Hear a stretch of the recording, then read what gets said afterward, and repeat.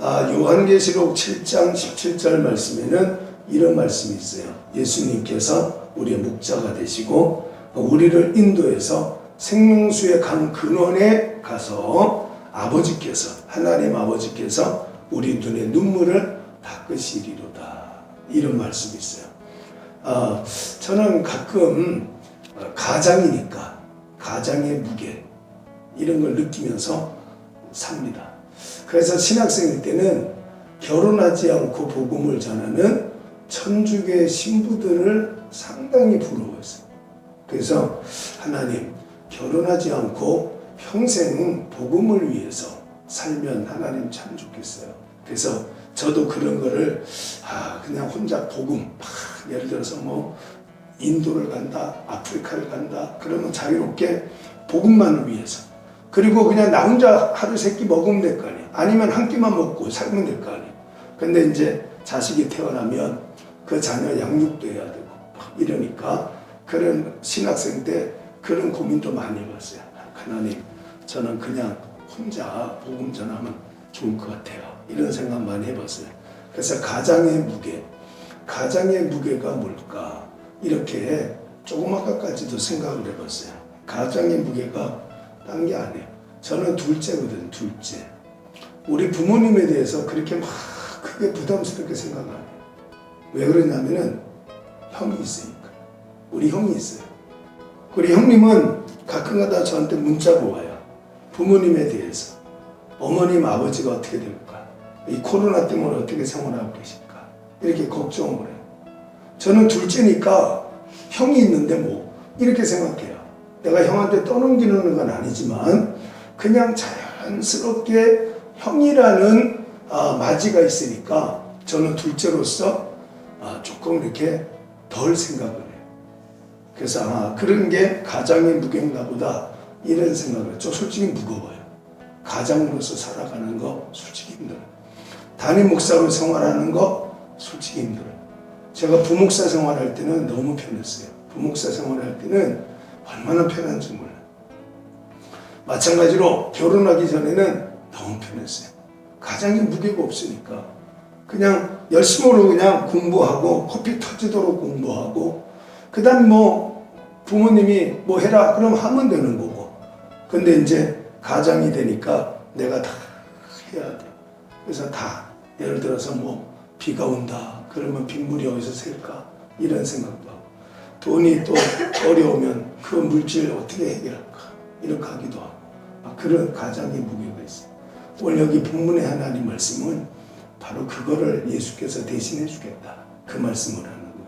그거를 예수님께서 오늘 여기 하나님 말씀 보면은 5절 하나님 말씀 보니까 예수님께서 왕이 되시어서 그가 왕이 되어 지혜롭게 다스려 줄 것이다 이렇게 말씀을 해요. 예수님께서 해주겠다는 거예요. 근데 제가 이 말씀을 이렇게 준비하면서 좀 이따가 내가 설교를 해야 될 텐데 그러면 이게 이상적인 것과 내 현실과 이 사이의 어떤 괴리감, 그러니까 차이가 그래서 예수님께서 요한복음 11장 하나님 말씀에 마르다에게 죽은 나사로의 누이였던 마르다에게 이렇게 물어봐요. 너의 오빠가 살아날 거 믿어? 이러니까 네 믿어요. 예수님께서 다시 오실 때요. 예수님이 다시 오실 때 그때에 내 오라비가 살아날 거 믿어요. 이렇게 말하니까 아니야, 그게 아니고 나를 믿는 자들은 죽어도 살게 되지만 살아서 믿는 자들은 영원히 안 죽어 이렇게 말씀을 하는 거예요. 그러니까 제가 참 믿음 없는 사람이구나 이런 생각을 많이 하는 거예요. 참 성경은 조금 요만큼 알고는 있는지 모르지만 참 믿음 없는 사람이다. 제 스스로가 저한테 그렇게 느껴요. 얼마나 믿음이 없으면 오늘 여기 하나님 말씀에 예수님께서 바로 내 가정의 가장이 되시고 교회의 머리가 되시고 또 교회를 운영하시고 인도하신다는데도 나중에 예수님 다시 오실 때에 바로 그런 나라가 이루어지지, 지금은 내가 혼자서 꾸려나가야 돼. 이런 무게, 가장의 무게, 담임 목사의 무게 이런 걸 갖고 산다는 자체가 이렇게 믿음이 없을까? 이런 생각을 해봐요. 그래서 오늘 본문의 말씀 보니까 유다의 목자들, 지도자들, 또 앞서는 우리가 왕들, 이런 사람들이 더 도덕적으로 부패를 하니까 하나님께서 이제 그들을 믿지 마라 이렇게 하면서, 그래서 이제 우리가 예레미야 23장 25절 하나님 말씀 보니까 거기는 거짓 목자들이 등장해요. 그래서 내 이름으로 거짓을 예언하는 선지자들의 말에 내가 어젯밤에 꿈 꿨어 이러면서 거짓 예언을 한다는 거예요. 예수님께서 왕이 되시어서 지혜롭게 다스려 줄 것이다. 그래서 하나님, 우리 교회도 예수께서 지혜롭게 다스려 주세요. 저한테 맡겨두지 마요. 하나님, 우리 가정의 모든 일들도 가장인 저에게 맡겨두지 마시고 예수님께서 지혜롭게 다스려 주세요.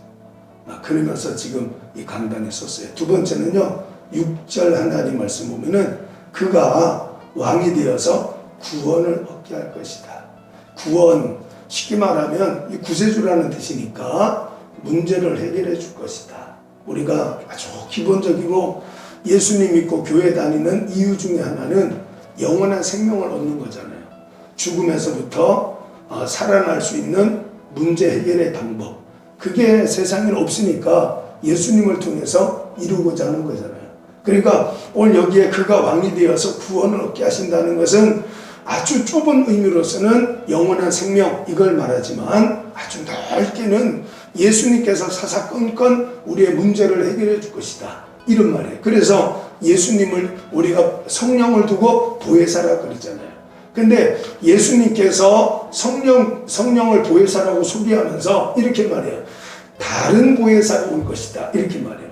보혜사라는 것은 변호사라는 뜻이라 그랬잖아요. 파라클레토스, 푸뉴마 이런데 파라클레토스라는 단어가 내 옆에서 조언해주고 도와주고 이런 의미를 갖고 있어요. 그러니까 예수님께서 이 땅에 살아계시는 동안에 제자들의 조언자가 됐어요. 멘토가 됐어요. 말해주고 이끌어주고 해결해주고 이런 일을 했는데, 예수님께서 천국에 가고 나면 이제는 제자들이 그냥 허공에 떠 있는 상태가 되잖아요. 그러니까 예수님께서 다른 보혜사가 올 거다. 그분이 바로 성령이시다. 이렇게 말씀을 했어요. 그러니까 복음 전하러 가기 전에 성령부터 받고 가라. 사도행전 1장 4절 말씀 보면은 하나님께서 약속하신 성령을 받기 전에는 예루살렘을 떠나지 마라. 이렇게 말씀하기도 했어요.